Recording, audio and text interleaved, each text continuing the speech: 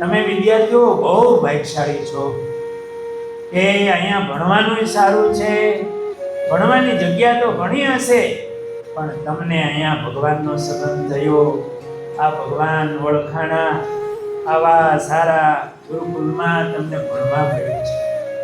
આ સ્વામિનારાયણ ભગવાનની ઓળખાણ સાથે આવા પવિત્ર સંતો અત્યારે છોકરાઓ આ કળિયુગમાં હોય ને, તમે હજી નવા છો, તમને ખ્યાલ ન હોય, પણ આ સંતો એ ધન સ્ત્રી એના ત્યાગી સાધુઓ છે.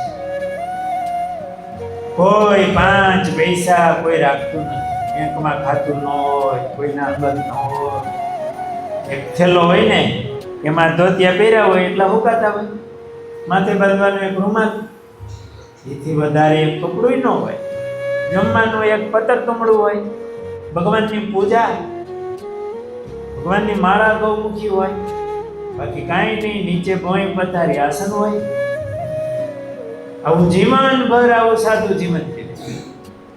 જે ગામમાં જન્મ થયો એ ગામમાં જવાનું નહીં, સંબંધીનો ત્યાગ કર્યો. તો અમારા સાધુના સંબંધી કોણ છે? તમે બધા વિદ્યાર્થીઓ. એટલે તમારું સારું થાય એના માટે સંતો દાખલો કરે, તમારા સ્વભાવ સારા થાય, તમે સારું ભણો, તમને વાંચવા બેસાડે, લેસન કરે, શિક્ષકોનું પણ ધ્યાન રાખે કે સારું ભણાવે, સારું પરિણામ આવે,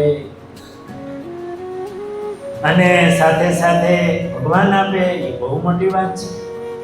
છોકરાઓ તમે બધા બહુ ભાગ્યશાળી છો કે તમને આ ગુરુકુલમાં એડમિશન મળ્યું છે, તમે અહીંયા ભણવા માટે આવ્યા છો.